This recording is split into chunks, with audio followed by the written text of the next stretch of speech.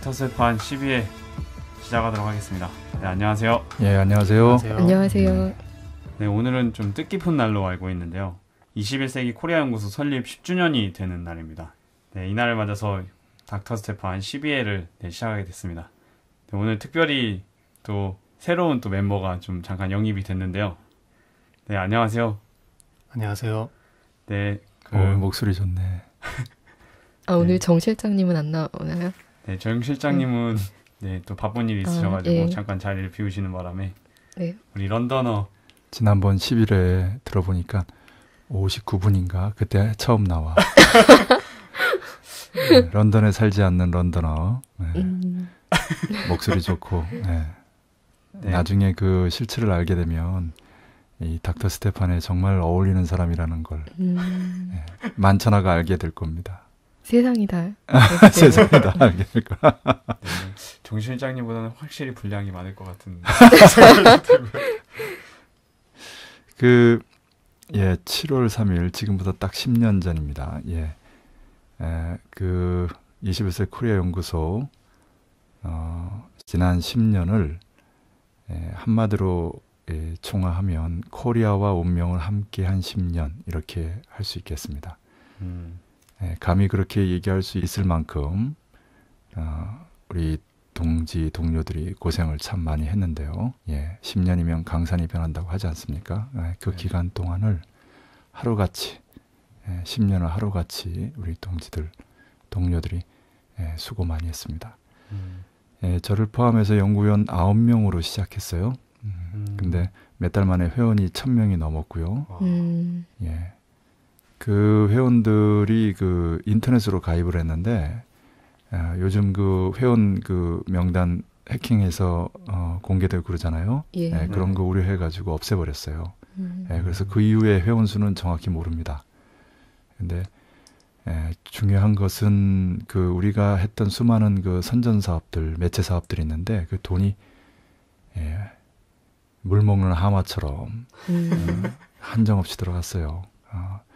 그 힘이 회원들의 힘이었어요. 후원 회원들이 모아준 그 재정력으로 그동안 버텼고 그 이후에는 경제 자립을 이루려고 노력을 했고요.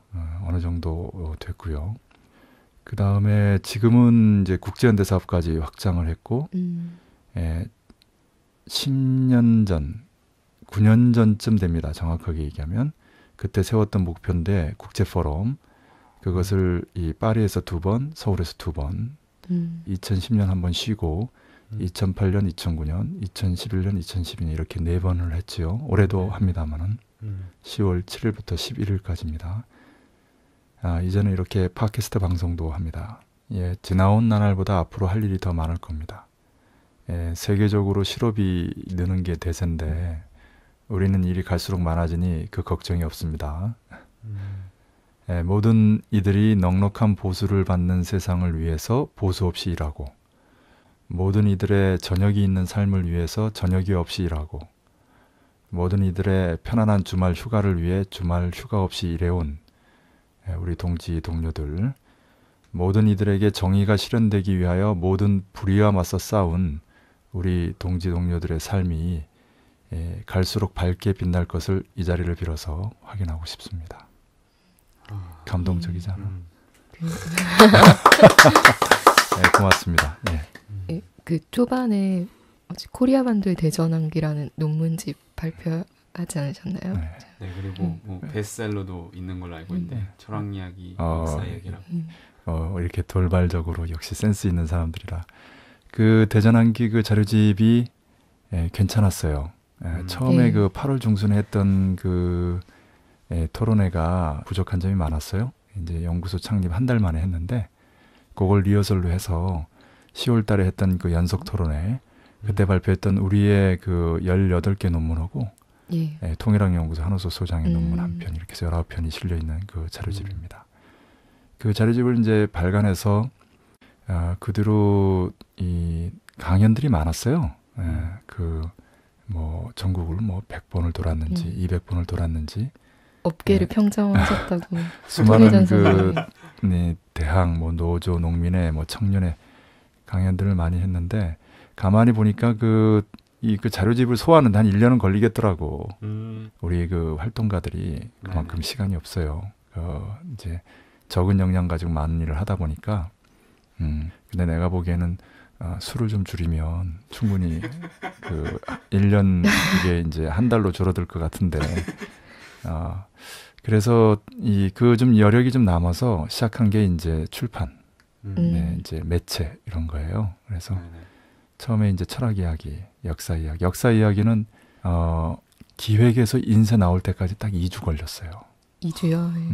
그때는 연구위원들이 새벽 4시부터 우리 그 공동체 연구소 그 생활을 같이 했는데 새벽 4시부터 이 조회를 시작했어요. 2주 만에 나왔습니다. 역사 이야기. 그리고 이제 그 도전한 게 이제 월간지예요. 네. 지금은 평론가에서 이제 실제 영화 감독으로 변신했는데 내가 이름을 얘기하긴 뭐하지만 그 우리 그 처음에 만든 영화시사 월간지의 숨은 자문위원이라고 할 수 있어요. 그 도움이 적지 않았고요. 그 시네마테크라든지 그 중요한 영화제 이렇게 가면 만나요. 굉장히 반갑죠. 그러면서 이제 걸어가면서 얘기도 좀 하고 그랬던 기억들이 나네요. 근데 그 영화 시사 월간지가 무척 그 돈이 많이 들어갔어요. 고생 많이 했어요. 우리가 그걸 만들 때 6개월 동안 사전에 준비한 것은 문해사조를 정리한 거예요. 그래서 사실주의를 연구하기 위해서 이제 러시아, 중국 또 북의 사실주의까지 연구했고요. 네, 모더니즘, 포스트 모더니즘도 마찬가지예요. 이렇게 이제 그 프랑스나 유럽을 돌아다녀 보니까 모더니즘, 포스트 모더니즘을 아주 완전히 쉽게 이해하게 됐어요. 당시에는 이제 이론적으로 보다 보니까 매우 어려웠는데, 그리고 이 영화 월간지하고 시사 월간지를 좀 분리하게 됐고, 그리고 나중에는 인터내셔널이라는 국제 뉴스 사이트, 또 인터내셔널 필름이라고 국제 영화 전문 사이트도 만들고, 그런 과정이 이제 축적돼 가지고 지금은 21세기 민족일보를 비롯한 그 세계의 인터넷 매체와 또 격월간지 프론트, 그리고 지금 팟캐스트 방송을 하고 있는 거죠. 한편으로 그 국제연대 우리가 새로운 영역을 개척해서 사실 동북아 그 코리아가 주변 4대 열강들에 둘러싸여 있고 유럽 같은 경우는 이제 우리 경상도에서 전라도 가듯이 그 나라가 바뀌는데 우리는 육로로는 다른 나라로 갈 수가 없어요. 그런 그 불리한 지정학적 위치 때문에 국제연대가 객관적으로 매우 불리한 것입니다. 그런 의미에서 우리가 해외에서 개척한 국제연대 네트워크는 우리 진보 세력에게 소중한 자산이라고 보고요. 근데 무엇보다도 우리가 소중하게 생각하는 것은 그 지난 10년간 우리와 함께한 그 동지 동료들 이후 좋은 세상을 만들기 위해서 그 헌신하고 복무할 훌륭한 인재들을 많이 길러내고 키워냈다라는 것이 우리의 가장 큰 자부심이죠. 그 모든 걸 결정하는 것이 결국 사람이거든요. 그런 의미에서 그 참 보람 있고 뜻깊은 나날이었다고 돌아볼 수 있겠습니다. 네, 언젠간 그 21세기 코리아 연구소 그 설립한 개국공신을 비롯한 우리 인재들을 한번 모셔놓고 같이 방송할 수 차례차례 있는 한 명씩 불러가지고 네네. 왜 일을 그거밖에 못했는지 단죄를 네, 그런 시간도 좀 있었으면 좋겠습니다. 같이 오늘 함께한 그 런던어는 여기 있는 멤버 중에서는 가장 연구소와 함께 오래 한 멤버인데 지금은 이제 연구위원은 아닙니다만은 초기에 일찍부터 이렇게 했죠. 수고를 역시 많이 했고요. 지금 이렇게 얼굴만 이렇게 보니까 그 지난 10년이 주마간산처럼 지나가는데 그래서 우리의 그 활동들이 좀 감동적인 것 같아요. 그 우리 런던어가 관련된 일화가 생각나는데 워낙 지금 찻자리고 숫기가 없어서 말을 안 하는데 그 이 연구소 초기에는 한 달에 한 번씩 그 수련회를 갔어요. 네. 한 달을 정리하면서 다음 달을 계획하는 그런 자리인데 그 강원도로 그 갔다 오는 중에 그 런던어가 시인이거든. 아, 그러세요? 즉석에서 우리가 시를 이게 이야. 쓰라고 했더니 진짜 쓰더라고. 아. 정확하게 얘기하면 읊었지. 네네. 감동적이었어요. 지금은 이제 하나도 기억이 안 나는데 어쨌든 시인입니다. 닥터 스테판에서도 해주세요. 삼행시 한번. 그거 잘해야 돼. 잘못하면은 닥터 스테판이 붕괴되는 수가 있어. 이거 이런 다시는 안 듣겠다 여기 닥터 스테판. 다시 또 정세로 돌아가서 제한핵전 이야기를 오늘 좀 집중적으로 해봤으면 하는데요. 제한핵전에 대한 관심이 상당히 높은 걸로 알고 있습니다. 가령 21세기 민족일보에서도 제한핵전 칼럼이 다른 칼럼보다 2배 이상의 조회수인 걸로 아는데요. 네, 이 얘기를 좀 들어봤으면 좋겠습니다. 우리가 연구한 그 내용하고 인터넷에서 얻은 시사를 함께 접목시켜서 현 정세를 집중적으로 해부 분석하고 있는데요. 그게 우리가 하는 가장 중요한 일 중에 하나고요. 이 제한핵전에 대한 진보 평화 통일 세력의 관심은 다름 아닌 그 현 정세에 대한 관심이고 이 뭔가 될 듯 하면서도 안개 속에 가려진 듯 정세가 복잡하고 미묘하고 네네. 도대체 이게 뭔지 이렇게 제대로 이해하고 싶어하는 심리의 반영이 아닌가 싶고요. 네네. 한마디로 그 정세가 궁금한 거죠. 그래서 일반적으로 그 진보 세력의 글은 개혁 세력의 글보다 세간의 관심이 훨씬 적습니다. 그것은 사람들의 그 인식에 여전히 많은 제한성이 있기 때문인데요. 보안법이라든지 조선 동아를 비롯한 수구 언론이라든지 요즘은 이제 중앙을 좀 빼는 경향이 있어요. 중앙을 좀 더 지켜보지요. 그 동안에 이렇게 그 법에 의해서 또 언론에 의해서 다양한 그 매체에 의해서 세뇌된 게 너무 많아요. 특히 그 진보 세력은 일단 이마에 좋은 글씨가 찍혀 있거든요. 그런 마녀 사냥하는 분위기가 여전하기 때문에 갈수록 극성을 부리고 있기 때문에 이런 그릇된 현상과 맞서면서 한 발 한 발 전진하는 것이기 때문에 우리 내용에 대한 관심을 더욱 높이 봅니다. 네. 제한핵전으로 북미-반미 대결전이 마무리될 수밖에 없는 이유가 있을 텐데요. 그 점을 먼저 짚었으면 합니다. 최근에도 북이 동해상에 그 미사일을 발사한 것도 그와 관련된 것을 보이는데요. 어떻게 보시는지요? 예, 여러 가지가 있죠. 그 제한핵전 그러면 상당히 그 강하죠. 강렬해요. 매력적이고 이거 설명이 간결 명쾌해집니다. 정세 요점을 정확히 꿰뚫어 볼 수 있는. 그런데 과연 제한핵전 맞느냐? 이거 또 하나의 그 가설, 그냥 소설에 불과한 거 아니냐 이렇게 보거든요. 그런 의미에서 그 왜 제한핵전으로 북미 대결전, 반미 대결전이 마무리될 수밖에 없는지를 짚어보는 것은 의의가 있습니다. 중요한 질문이고요. 세 가지 정도로 볼 수 있습니다. 첫째, 그 북이 북미 반미 대결전의 군사적 공세를 제한핵전과 직결된 행동으로 마무리하고 있어요. 일단 행동으로 그렇게 보여지고 있는 거죠. 지난 5월 18일에서 20일에 6발, 최근 그 6월 26일에 4발의 미사일 발사, 동해상에서. 이게 이제 정확하게 요격 미사일 발사 훈련입니다. 러시아의 이제 S-300, 뭐 S-400, 트라이엄프라는 그 별명을 가지고 있는데요. 매우 우수한 요격 미사일 체제입니다. 그런데 이 미사일 체제를 능가하는 것으로 알려지고 있습니다. 차차 기회가 있으면 좀 자세히 분석할 수 있을 것 같고요. 언론에 그 뭐 100km대라고는 하는데 S-400은 이제 400km대까지 요격할 수가 있어요. 대단한 겁니다. 뭐 스텔스 기능의 그 비행기라든지 그 유사한 것들도 떨어뜨리는데요. 그런데 보도가 보통 그 줄여서 나오기 때문에 100km대라고 하는 것은 이제 믿을 수 없고요. 그보다 훨씬 더 길다. 요격 사거리가 훨씬 더 길 것이다 이렇게 보는데요. 네. 근데 그 100km대라고 하는 것 자체도 매우 뛰어난 겁니다. 예. 그리고 3월 20일에도 그 자행고사 미사일 발사 훈련이 있었고요. 이거는 김정은 제1부서 최고사령관이 직접 참관했죠. 6월 초에도 동해와 서해상에서 항행 금지 구역을 선포하는 그런 일이 있었는데요.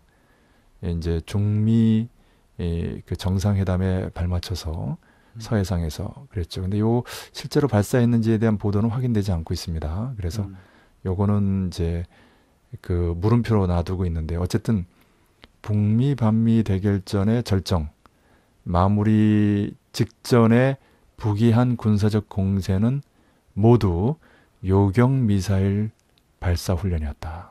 이건 매우 중요한 거죠. 이미 지난해 12월 12일 날 그 인공위성을 쏘아 올렸죠. 극궤도 지상 500km대. 이것은 미 본토 위 500km에서 슈퍼 EMP가 터질 때 미국 전체를 암흑으로 만들 수 있는 최적 높이라고 했죠. 네. 그래서 그 위성이 그냥 단순한 평화 위성이 아니라 고도의 군사 위성 포브스다. 위성 탄두다. 슈퍼 EMP 핵탄을 탑재한 이런 추정이 가능한 거죠. 네네. 그리고 3기의 위성이 궤도에 안착됐다고 미국과 러시아가 확인했는데 짝수로 한 기 우주 발사체에 2개씩 해서 우리는 4개라고 추정하는데요. 이른바 무수단 미사일, 이건 보통 화성 10호 잠수함발 미사일이고 2단계예요. 인공위성 궤도에 안착 못 시킬 것은 아닙니다만은 좀 약하죠. 그래서 실제로는 3단계 지난해에 발사했던 것이나 또는 다른 것을 그 발사해서 극궤도 또는 다른 궤도에 역시 슈퍼 EMP를 탑재한 포브스, 초전자기파 핵탄을 탑재한 위성 탄두가 그 추가로 4개 이상 발사됐을 가능성이 있어요. 그렇다면 총 8개 이상이죠. 이것은 그 전면 핵전의 그 가장 강력한 무기들입니다. 그냥 그 지상 위 500km 터뜨리면 되기 때문에 이것 또한 제한핵전을 뒷받침하고 있는 징후인데요. 어쨌든 이렇게 포브스를 발사하면서 그 북미 반미 대결전을 마무리하는 것이 아니라 북미 반미 대결전을 포브스를 발사하면서 시작하고 마무리를 이 요격 미사일 발사 훈련으로 하고 있다는 것은 전면 핵전을 전제로 하면서 제한 핵전의 위협으로 네. 북미 반미 전면 대결전의 추동력을 만들고 있다. 이렇게 보는 겁니다. 그리고 둘째는요. 북의 말과 글입니다. 가장 권위 있는 문서 또는 보도에 이런 그 표현들이 적지 않게 나오는데요. 우리가 이미 그 지난 회에도 얘기했고 그 21세기 민족일보에서도 자세히 원문을 그 인용했습니다만은 326 1호 전투 근무 태세와 관련된 글, 329 최고사령관 최종 비전과 관련된 글, 그리고 이걸 다시 확인한 331 이른바 비대칭 글, 역시 1호 전투 근무 태세와 관련된 글입니다. 그리고 이후에 518의 무용지물 글, 521의 소경다정 글로 확인됩니다. 이 글들을 보면 1호 전투 근무 태세가 해제되지 않았다는 것이 확인되는데요. 여기에 이제 그 실행으로 요격 미사일 발사 훈련들이 진행됐으니 이게 바로 제한핵전 징후가 아니고 뭐겠습니까? 그리고 셋째, 그 외에도 논리적이고 합리적인 이유들이 있는데요. 제한핵전이 아니면 북미 반미 대결전의 추동력, 모멘텀을 찾을 수 없다든지 7.27 전까지 시간이 촉박하다든지 하는 이유가 있습니다. 이에 대해서는 다시 자세히 이야기하겠습니다. 질문 있는데요. 그 6월 26일이 어떤 걸 의미하는 걸까요? 6월 26일에 발사했잖아요, 네 발을. 예, 일단은 그 6월 25일부터 7월 27일까지가 반미 월간이고요. 6월 25일은 이제 코리아전이 시작된 날 아닙니까? 북에서는 500만이 죽었다라고 합니다. 그래서 이 코리아전이 시작되는 이날부터 해서 한 달간을 집중적으로 반미 교양을 하고 그리고 여러 가지 그 골기대회도 하고 그날을 잊지 말자 하면서 이제 결의를 다지는 거죠. 그 6월 25일 다음 날이기도 하지만 6월 27일부터 남해 그 박근혜 대통령이 중국을 방문했어요. 네. 예, 그렇죠. 그 전날이기도 합니다.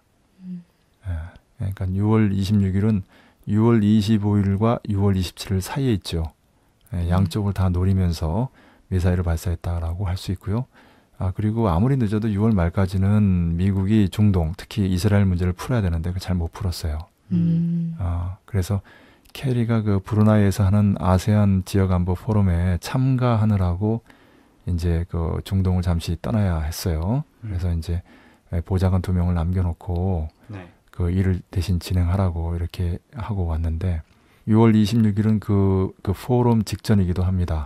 그리고 중동 이스라엘 문제가 여전히 풀리지 않은 그런 부분을 그 염두에 두면서 다시 한번 제한핵전 그 압박으로 그 여러 가지 그 문제들이 풀릴 수 있도록 예. 하는 그 추동력, 모멘텀을 만들어낸 거죠. 뭐 정리하면 북 자체와 우리 민족의 반미월간 잊지 말자 라는 거와 남중 정상회담이 잘 되고 그 아세안 지역안보 포럼에서 또 미국이 그 제 역할을 다할 수 있도록 하는 그런 다목적용으로 발사했다 이렇게 보면 되겠습니다. 예. 참고로 지금 아까 그 문서 보도들을 지금 일일이 설명 안 했는데 그래도 우리 청취자분들이 다 이해할 거라고 봅니다만은 아무래도 그냥 좀 지나가면 좀 추상적일 수 있기 때문에 잠깐 인용을 좀 하겠습니다. 예, 그 21세기 민족일보에 다 나와 있습니다만은 일단 그 3월 26일 조선인민군 최고사령부 명령에서는 이런 표현이 있습니다. 조선인민군 최고사령부는 지금 이 시각부터 미국 본토와 하와이 감도를 비롯한 태평양군 작전 전구안의 미제 침략군 기지들과 남조선과 그 주변 지역의 모든 적대상물들을 타격하게 된 전략 로켓투군 부대들과 장거리 포병 부대들을 포함한 모든 야전 포병 군 집단들을 1호 전투 근무 태세에 진입시키게 된다.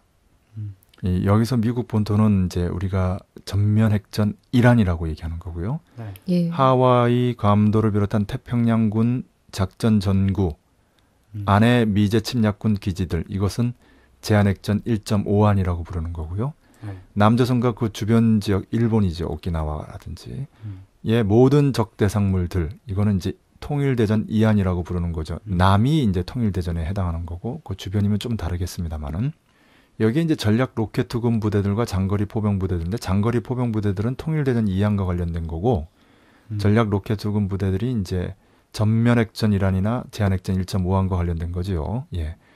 이 부대들이 1호 전투 근무 태세에 진입된다라는 겁니다. 예, 그리고요. 3월 29일 조선중앙통신 보도에 의하면 경애하는 최고사령관 동지께서는 아군 전략 로켓들이 임의의 시각에 미국 본토와 하와이 괌도를 비롯한 태평양 작전 전구안의 미제 침략군 기지들, 남조선 주둔 미군 기지들을 타격할 수 있게 사격 대기 상태에 들어갈 것을 지시하시면서 전략 로켓들의 기술 준비 공정 계획서에 최종 수표하셨다. 수표는 사인, 비준을 말합니다. 네. 여기에서도 다시 한번 확인되는데요. 일단은 미국 본토는 전면 핵전 이란이고요. 하와이 괌도를 비롯한 태평양 작전 전구안의 미제 침략군 기지들, 제한핵전 1.5안이죠. 예. 남조선 주둔 미군 기지들, 통일대전 2안입니다. 네. 이제 316에 나오는 주변 지역은 생략됐습니다. 그것은 중요하지 않다는 의미고요. 정확하게 이란 1.5안 2안입니다. 그리고 아군 전략 로켓들이 임의의 시각에라는 표현은 이란과 1.5안에 비중을 둔 거죠. 왜냐하면 남의 미군 기지들은 전략 로켓들이 주로 타격하는 목표들이 아니에요. 예. 이제 316 명령에 나오는 장거리 포병 부대들이 기본이죠. 물론 로켓을 쓸 수는 있어요. 하지만 기본이 이게 아니죠. 그렇기 때문에 이 표현은 이란과 1.5안에 초점을 두고 있다라고 할 수 있는 거고요. 실제로도 맨 뒤에 전략 로켓들의 기술 준비 공정 계획서의 최종 수표 역시 로켓들이잖아요. 이란과 1.5안에 초점을 둔 겁니다. 그러니까 전면 핵전은 현실성이 거의 없는 아니에요. 지구가 깨져나가는 거거든요. 예. 물론 지하 300m 요새를 만들어 놓은 북만 아마 살아남을 거예요. 실제 지구를 깨지 않는다면 전 세계가 대부분 초전자기파 슈퍼 EMP에 의해서 암흑으로 변하거나 방사능에 뒤덮여 있을 때이기 때문에 이런 가능성은 없다라는 게 이제 전략가들의 이제 거의 일치된 견해예요. 모두 스스로 죽는 건데 그 현실성이 없죠. 네. 따라서 결국 이 329 최종 비준도 제한핵전 1.5안에 초점을 두고 있다라고 할 수 있겠습니다. 그리고 3월 31일자 노동신문에는 세계는 크지 않은 나라가 제노라는 초대국을 괴멸시키는 비대칭 전쟁이 어떤 것인가를 바야흐로 보게 될 것이다. 제목은 1호 전투 태세인데 아까 제가 간단히 요약할 때는 비대칭 글 이렇게 했어요. 이게 무슨 말이냐면 이 보도의 마지막에 나오는 이 문장의 초점이 비대칭 전쟁에 있거든요. 크지 않은 나라는 북이고 제노라는 초대국은 미국이죠. 네. 괴멸입니다. 괴멸. 이거는 단순한 미사일 공격이 아니라 핵미사일이에요. 1세대, 2세대, 3세대, 4세대. 예. 원자탄, 수소탄, 중성자탄, 초전자기파 핵탄, 슈퍼 EMP 핵탄이죠. 이제 슈퍼 EMP 핵탄을 쓸 거로 보입니다. 왜냐하면 전기전자장치를 마비시켜서 무력화시키고 나면 실제로 그 지역을 북이 무력으로 점령할 수가 있어요. 또 그리고 방사능 피해가 없고요. 그래서 국제적인 여론에도 유리하죠. 그래서 그 괴멸이라는 말은 일단은 슈퍼 EMP 핵탄으로서 무력화시킨 그러면 아수라장, 암흑 속에 좀비들이 되는 거예요. 나중에 얘기할 기회가 있을 것 같은데 비대칭 전쟁이라는 것은 역량 차이가 나가지고 예. 한쪽에서 공격하면 다른 쪽에서 반격을 하는데 그 반격을 막아내면 이게 비대칭이거든요. 그러니까 공격은 성공하고 반격은 실패하면 끝나는 거 아닙니까? 예. 제한핵전이라는 게 결국 10발의 핵미사일 쏘고 10발의 핵미사일 막아내는 거거든요. 네. 그래서 북의 그 요격 미사일 시험이 의미가 있는 것이고 제한핵전의 가장 뚜렷한 징후 중에 하나라는 겁니다. 예. 그리고 또 하긴 하네요. 5월 18일자 노동신문에서 우리에게는 미국의 대륙간 탄도 미사일들을 무용지물로 만들 수 있는 위력한 수단들이 있다. 대륙간 탄도 미사일들, ICBM들만 막아내겠어요.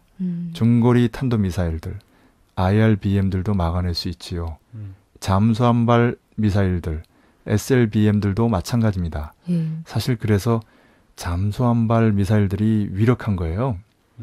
그걸 염두에 둔 게 2010년 3월 26일 백령도 용트림 바위 밑에 있는 이스라엘 돌핀급 잠수함을 깨버린 겁니다.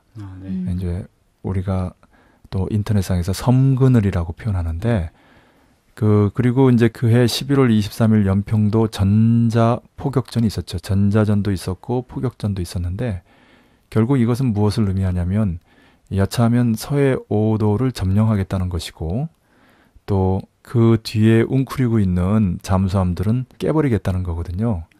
그러니까 결국 2010년 3월 26일이나 11월 23일에 있었던 것은 제한핵전을 염두에 본 겁니다. 더 정확하게 얘기하면 3월 26일 백령도 섬근을 청소는 제한핵전 정확하게 일치하고요.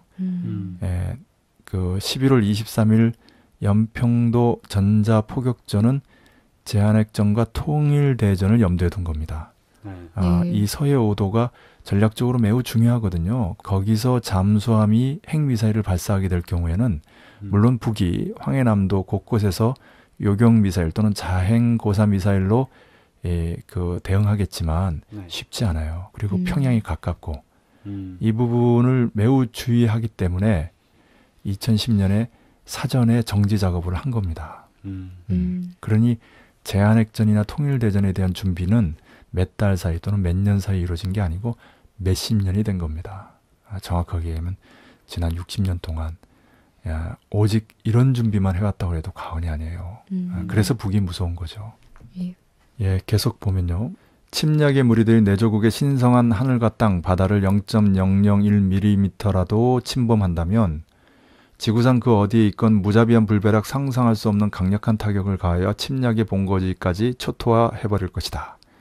여기서 침범한다는 게 문제는 무슨 얘기냐면 북이 하와이 괌을 공격했다고 해서 미국이 북 본토를 공격하게 되면 침범이 되는 거예요. 그러면 지구상 그 어디에 있건 이게 이제 하와이 괌도도 포함되지만 미 본토를 염두에 둔 거죠. 무자비한 불벼락, 상상할 수 없는 강력한 타격. 이건 군사 전문가들이야 기존에 있는 1단계, 2단계, 3단계, 4단계 다 상상할 수 있잖아요. 네, 그 이상이라는 거예요. 네, 최소한 슈퍼 EMP, 핵탄이다 이런 얘기입니다. 침략의 본거지. 이것은 하와이 괌도까지 포함해서 미 본토를 말하는 겁니다. 지금 우리의 대륙간 탄도 미사일 마다에는 날강도 미제의 소굴들이 첫째가는 타격 대상으로 입력되어 있으며 전략 로켓투군 장병들의 손은 발사 단추 위에 놓여 있다. 대륙간 탄도 미사일들, ICBM들마다 그 타격 대상이 입력되는데 이거는 이제 미 본토죠. ICBM은 미 본토입니다. 하와이 괌은 IRBM, 그 중거리 탄도 미사일이고요. 그 다음에 전략 로켓투군 장병들의 손은 발사 단추 위에 놓여 있다. 5월 18일자입니다. 그러니까 3월 26일자 1호 전투근무 태세가 5월 18일자 노동신문에 다시 한번 확인되고 있는 거죠. 해제되지 않았다는 얘기입니다. 남측 언론에서는 해제됐다라고. 그러니까 키리졸브 독수리훈련이 마친 4월 말에 북이 그 군사적인 여러 가지 움직임들이 급격히 줄어드니까 그 1호 전투근무 태세가 해제됐다라고 이제 요란하게 했는데요. 실제로 북은 4월 중순부터 6월 달까지 거의 군사적인 연습을 하지 않았어요. 군사적 공세를 취하지 않았는데 그것은 이 1호 전투근무 태세가 해제된 게 아니라 그러니까 북의 그 군사적인 그 대응이 4월 중순부터 없었기 때문에 실제로 당시에는 남에서 독수리 이 합동군사 연습이 진행되고 있었거든요. 그 쌍용까지 이어서 진행이 됐기 때문에 5월 초까지 있었는데 그러니까 그 무려 한 달 전부터 사실은 북에 대응 군사 연습이나 대응 군사 공세가 거의 없었던 거예요. 그러면 뭐 3월 26일 날 1호 전투근무 태세 발표하고 그 뒤로 뭐 한 보름 지나서 해제하고 그런가? 아무런 변수가 없는데 오히려 그 즈음은 뭐냐면 3월 29일 그 최고사령관 비준에 이어서 그 정부 정당 단체 전시 상황 선포 그리고 경제건설 핵무력건설 병진노선 당중앙 3월 전원회의 채택과 그리고 최고인민회의를 열어서 법률로 정하고 그리고 개성공단이 사실상 폐쇄에 들어가는 이 즈음이에요. 그런데 왜 1호 전투 근무 태세를 해제하겠어요? 이런 전투 근무 태세는 어제 했다가 오늘 해제하고 이렇게 하면 그 최고사령부의 영이 쓰겠어요. 더구나 5월 13일부터 니미츠 핵항공모함이 남해 들어와서 13, 14 포항에서 15일은 그 제주도에서 일본까지 그 합세해가지고 합동 군사연습을 벌이지 않았어요. 그리고 실제로 5월 18일부터 20일 그리고 6월 26일에도 미사일 발사 훈련이 벌어졌습니다. 그리고 지금 방금 봤듯이 5월 18일자 노동신문 글에서 확인되고 있고요. 그러니까 1호 전투근무태세는 해제되지 않았다라고 봐야 되는 겁니다. 그러면서 마지막에 쐐기를 박죠. 만약 미국이 현실을 외면하고 우리와의 군사적 대결을 택한다면 차려질 것은 쓰디쓴 참패와 죽음뿐이다. 그러면서 또 3일 뒤인 5월 21일자 노동신문으로 확인합니다. 전역 핵무기는 지역 규모의 전쟁 마당에서 사정이 중거리인 운반수단에 의하여 발사되는 핵무기를 말한다. 이게 이제 핵무기의 소형화, 경량화, 다종화, 정밀화, 우리는 그냥 소경다정이라고 줄여서 말하는데 그 전역이라는 건 전 지역이란 말이에요. 미국도 이 TMD라고 해서 전역 미사일 방어 체계, MD는 이제 NMD 국가 미사일 방어 체계하고 TMD 전역 미사일 방어 체계가 있는데 그 전역이에요. 아시아 태평양 지역, 극동과 하와이 감도까지 포함되는 이 지역을 말합니다. 그래서 IRBM 중거리 탄도 미사일을 지금 직접적으로 언급하고 있죠. 이게 5월 21일자예요. 그 날짜에 공교롭게도 북이 노동신문에 이런 소경다정 글을 올렸는데 여기에 빠진 우리가 다 알고 있는 세상이 다 알고 있는 슈퍼 EMP 핵 포브스 초전자기파 핵탄을 실은 위성 탄두 그게 지상 500km대 극궤도가 최적이라고 하지 않았습니까? 그 슈퍼 EMP 포브스의 위험을 경고한 글 네. 피터 프라이 박사, 제임스 울시 전 CIA 국장이 공동으로 기고를 했죠. 월스트리트 저널에. 네. 5월 21일자 같은 날입니다. 공교롭게도 월스트리트 저널은 뉴욕의 뉴욕 타임즈하고 쌍벽을 이루는 언론이고요. 유대자본이 물론 소유하고 있죠. 둘 다 유대자본이 소유하고 있어요. 월스트리트는 뉴욕의 상징이고 전 세계 금융망의 심장인데 유대자본의 그 본산이라고 해도 과언이 아니에요. 네. 유대자본의 가장 중요한 근거지고 아성인데 거기서 발표된 글이 바로 슈퍼 EMP 포브스를 경고하는 겁니다. 그게 터지면 월스트리트 금융망이 마비되는 거거든. 그러니까 가장 효과적인 그 언론이죠. 이 글을 어디에 발표했는가? 여기에 발표했다. 그겁니다. 좀 이따 다시 설명할 기회가 있을 것 같은데 동부를 타격하는 것은 가장 마지막에 결정할 겁니다. 그 후과가 너무 크기 때문에 그게 바로 전면 핵전이에요. 그러니까 서부 타격과 동부 타격은 질이 다릅니다. 예. 예, 잘 들었습니다. 그럼 만약 제한 핵전이 터진다면 그 구체적으로 어떤 양상이겠습니까? 또 어떤 단계를 밟아 북미 반미 대결전이 전개될런지요? 예, 북미 이 핵전은 1단계, 2단계, 3단계로 나눠볼 수 있습니다. 구체적으로 제한핵전 1단계, 확대 제한핵전 2단계, 그리고 전면핵전 3단계 이렇게 됩니다. 네. 제한핵전은 우리가 1.5안이라고 했고요. 전면핵전은 1안이라고 했죠. 확대 제한핵전은 그 중간이니까 한 1.2안이나 이렇게 할 수 있겠는데 이제 미국 서부의 그 슈퍼 EMP를 터뜨려서 암흑으로 만드는 걸 말합니다. 이것을 확대 제한 핵전으로 할지 전면 서부 핵전으로 할지 이렇게 좀 고심을 했는데요. 확대 제한 핵전이 좋을 것 같습니다. 이 서부에 한정하는 측면이 있거든요. 예. 네. 전면 핵전이라는 것은 모든 수단과 방법을 다 동원해서 전방위적으로 진행되는 것이기 때문에 그런 의미에서 확대 제한 핵전이라는 개념을 썼습니다. 구체적으로 하나씩 보면요. 1단계는 이제 하와이 괌도의 슈퍼 EMP 핵탄을 터뜨리는 겁니다. 이제 ILBM 중거리 탄도 미사일이나 SLBM 잠수함발 미사일이 동원되겠죠.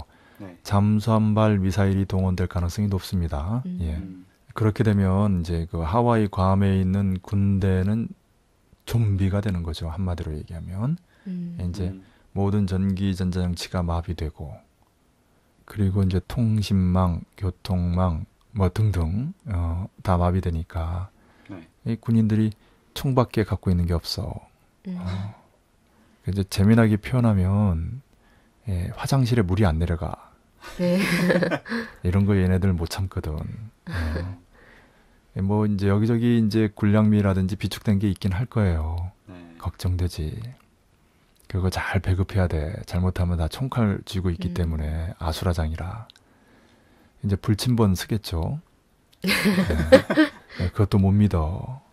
자고 있는데 무슨 일이 벌어질지 어떻게 알겠어요. 이런 상태, 이제 좀비죠. 하와이에는 이제 상대적으로 이 일반 주민들이 많은데 그 속에는 우리 동포도 있죠. 그래서 이런 측면이 좀 어려운 거예요. 서부 핵전이라고 말은 쉬운데 물론 이제 우리 동포들이 동부에 많이 삽니다만은 서부에 더 많이 살거든요. 그분을 이제 고려하지 않을 수가 없을 거예요. 네. 그래서 이제 신중한 거죠. 다만 상황이 이쯤 되면 불가피하게 이제 결단하는 거죠. 그래서 어쨌든 1단계 그 하와이 구함을 날려버리면 일단 그걸로 미 패권이 끝장납니다. 그리고 아시아 태평양, 중동, 유럽에 있는 미군 거점을 철거하게 되고요. 미 연방 해체가 시작됩니다. 패권 국가를 초인류 국가라고 하면 패권을 다툴 가능성이 있는 나라들을 인류라고 하고 만약 이렇게 구분한다면 미국은 러시아, 중국보다 못한 이류 국가가 되는 겁니다. 인류도 못 되는 거예요. 북이 이 하와이 괌에 이제 미사일을 날렸는데 하와이 괌 또는 이 아시아 태평양 그 전구 안에 있는 미군 무력으로부터 미사일이 날아갔을 때 그거를 북이 요격으로 파괴하든 슈퍼 EMP로 무력화시키든 간에 그래서 미국의 반격이 성공하든 실패하든 이게 이제 무슨 말이냐면요. 날아온 10발을 다 막아내든 예. 9개만 막아내든 9개만 막아내서 한 발이 북 본토에서 터졌다. 그러면 이제 북이 미 본토로 보복 공격을 하는 거예요. 다 막아내도 이건 뭐야? 우리는 그 하와이 괌에 2발씩만 쐈는데 지금 북 동해상 서해상에서 20발씩 쏘다니 이걸로 화가 나서 미 본토를 공격할 수도 있고 날아오는 걸 어떻게 좀 실수해서 한 발을 놓쳤어.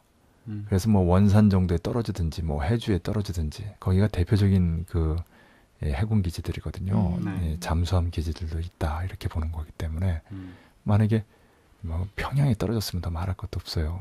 북 동부에 있는 지역에 떨어지게 될 경우에는 미 서부에 보복 공격하지요. 만약에 북 서부 즉 평양 근처에 떨어지면 그건 당연히 미 본토 동부에 보복하는 거예요. 알겠죠? 그러니까 미국이 쏘는 보복 미사일들이 너무 많거나 또 뭐 북이 막아내는 걸 일부 실패하거나 이렇게 되면 보복으로 2단계인 확대 제한 핵전으로 넘어가는 겁니다.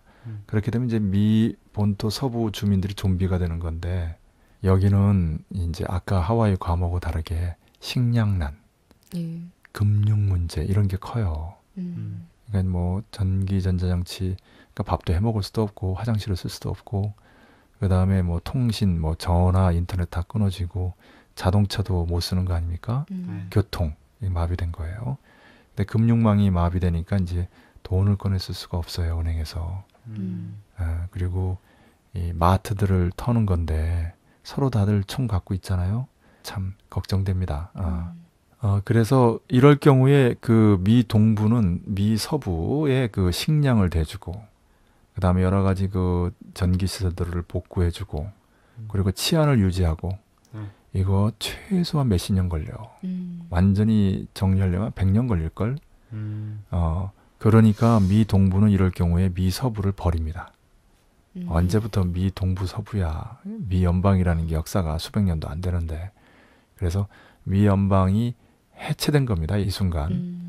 아까 그 제한핵전일 경우에는 이제 캘리포니아, 텍사스, 플로리다 같은 재정이 좀 여유가 있는 그런 주에서 분리 독립을 선언할 수도 있는 미 연방 해체가 시작됐다면 지금 경우는 미 연방이 서부와 동부로 나눠지는 거예요. 아예. 분단되는 겁니다. 코리아가 북과 남과 북으로 분단됐다면 이 경우에는 미국이 서부와 동부, 동부와 서부로 분단되는 겁니다. 그 패권을 다툴 가능성이 있는 나라들을 인류라고 하면 미는 러시아, 중국보다 못한 1.56 국가가 되는 겁니다. 3단계 전면 핵전은 슈퍼 EMP 핵 포브스가 지난 12월 12일 날 4개, 올 5월 달 이른바 무수단 미사일 경납고 그 즈음에 8개의 가능성이 있다고 했지요. 이게 터지는 거고요. 그러면 이 경우는 이제 미 연방 해체가 시작되거나 미 분단이 이루어진다는 게 아니라 미국 자체가 없어지는 거예요. 정부 자체가 없어지는 겁니다. 특히 동부 뉴욕 금융망이 마비되는 것은 세계적인 파국으로 전 세계 그 경제 질서가 구석기 시대, 물물교환 시대로 돌아가는 거거든요. 그래서 이럴 경우에는 유대자본에 이제 3대 기둥이 있다라고 할 때 미 제국주의, 유럽 제국주의, 이스라엘 시오니즘 이렇게 세 가지로 볼 때 이스라엘 시오니즘이 제일 약하지만 미 제국주의 기둥이 무너진다는 것은 나토의 절반 무력도 없어진다는 거예요. 그리고 유럽 제국주의도 뉴욕 금융망이 마비된다든지 하면 치명타를 입거든요. 그리고 이스라엘 시오니즘 같은 경우는 뭐 존재 자체 어렵지요. 그래서 미제 기둥만 없어진다면 유럽 제국주의도 치명타를 입고 이스라엘 시오니즘도 거의 소멸되기 때문에 한마디로 말하면 유대자본이 끝장나는 겁니다. 그래서 유대자본 총수들은 전면핵전 이란에 대한 공포가 엄청난 거죠. 작년 12월 12일에 북이 슈퍼 EMP 핵 포브스를 올린 게 그래서 아주 충격적인 것이고 그때 사실은 세계 판도가 바뀌기 시작한 거예요. 결정적으로 바뀐 거예요. 문제는 이런 전면 핵전이라는 게 정말 마지막 수단이기 때문에 아마게돈이기 때문에 네. 그러니까 한마디로 얘기하면 입대포죠. 말로만 하는 전쟁인데 제한핵전은 얘기가 다른 거예요. 이거는 실제로 가능한 전쟁이에요. 하와이 괌에 뭐 2발씩 해가지고 총 4발 정도 쏘면 끝나는 거거든요. 미국이 보복해서 쏘는 거 막아내고 그 하나라도 뚫리면 미 본토로 보복하고 이런 흐름이란 말이에요. 네. 다시 얘기하면 제한핵전은 충분히 가능할 뿐만이 아니라 확대 제한핵전으로 확전될 수 있다는 거예요. 네. 상승 발전할 수 있다는 게 그게 이제 유대자본에게 공포지요. 그래서 북이 이런 유대자본 총수들이라고 하는 돼지꼬리 우리가 지난번에 얘기했죠. 이것을 땡기니까 유대자본 총수들이 이제 미국이나 유럽이나 특히 이스라엘을 압박하고 있는 거지요. 그리고 미국을 통해서 남과 이를 압박하는 거고요. 이렇게 되고 있습니다. 이것을 이제 우리가 차도살인지계다 이런 말도 썼는데 이게 뭐냐면 자기 손에 피를 묻히지 않고 상대를 제압하는 방법이에요. 상대를 분열시키는 EJ도 있지만 상대가 상대를 치게 만드는 거죠. 차도살인지계라고 표현했는데 이 이유는 뭐냐면 세상에 또라이들, 바보들이 너무 많아요. 그러니까 유대 자본 총수 휘하에 있는 미국, 유럽 제국주의나 이스라엘 시오니즘 또 그 외 그 식민지 나라들 손아래 동맹국들에게 이런 친구들이 너무 많아서 이 친구들이 그 땀만 먹고 버튼 눌러버리면 사달이 벌어지는 거예요. 제한핵전으로 끝날 게 확대 제한핵전으로 가고 확대 제한핵전으로 끝날 게 전면핵전으로 가는 거거든. 그러니까 유대자본 총수들이 불안한 거지. 잠이 안 올 거야. 흥미로운 거는 그 북이 하는 이른바 역사의 보복인데요. 미국이 일본에 한 그 제한핵전을 하와이 괌도 또는 서부의 보복으로 지금 하고 있는 거 아닙니까? 히로시마 나가사키에 터트린 게 그게 제한핵전이에요. 영국과 아르헨티나의 그 포클랜드 전쟁이 제한 재래전이라고 한다면 미국이 이 1945년에 히로시마와 나가사키에 2개의 핵폭탄을 터트린 것은 그건 제한 핵전입니다. 그것을 보복한 거예요.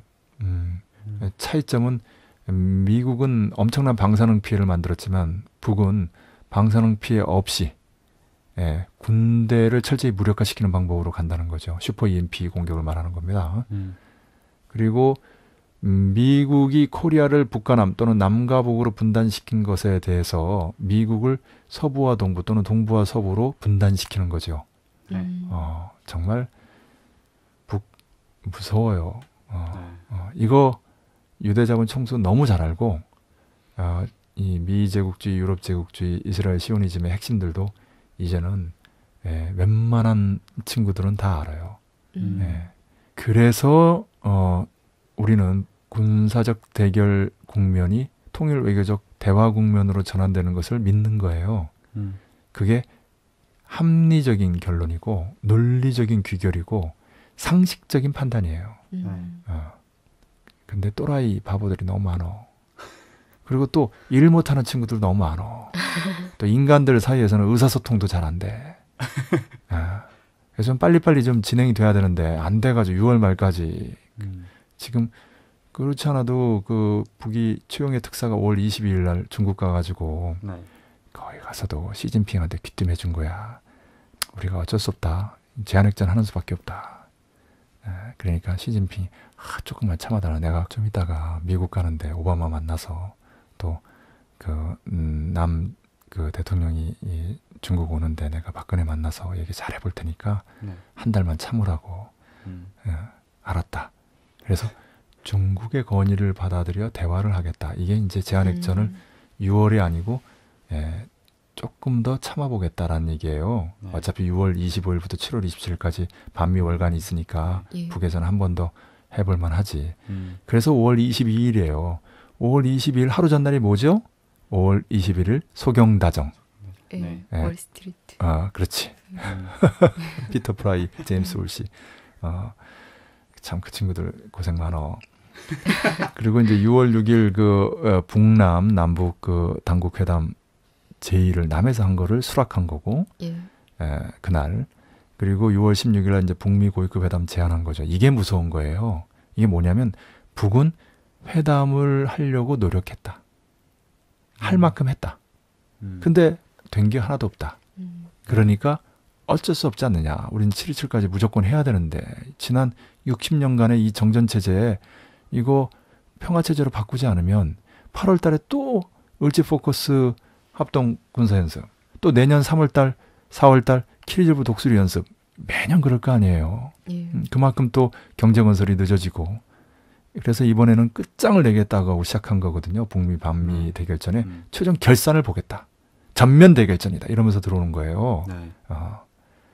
그러니까 이 회담을 무조건 받아야 되는 건데 남에서는 쓸데없이 통일부 장관 그 별로 힘도 없고 재량권도 없고 전부 청와대에서 수첩에 깨알 짓으로 끝나는 거 아니야. 통일부는 다 안다고 그랬잖아요. 서기국장이 장관급 이상이라는 거. 그리고 지금 북미 고위급 회담도 그렇고 북일 정상회담도 결국은 뭐냐면 북이 중동 정세, 이스라엘 문제 푸는 거 보면서 호흡을 재고 있는 거예요. 그러니까 이 회담이 안 되는 것은 물론 미국을 비롯한 이쪽에 그 문제가 있는데 그러나 그 중동 문제까지 풀리지 않으면 이런 회담은 의미가 없다. 극동만 풀어서 무슨 소용이 있느냐 라는 측면에서 볼 때는 이 회담을 유보시키고 있는 건 북측이에요. 그러나 겉으로는 적극적으로 회담을 제의한 거잖아. 이번에 그 브루나이에서도 그런 모양이에요. 북만 열심히 회담 얘기하고 다른 데서는 조건부 얘기하고 있으니까 예. 북은 무조건 회담하자 그러고 미는 조건부 회담하자고 하니 누가 회담을 하자는 거야. 그 명분을 쥐고 있는 거야. 우리는 대화하려고 노력했다. 이건 무서운 일이에요. 참 북은 무섭게 해.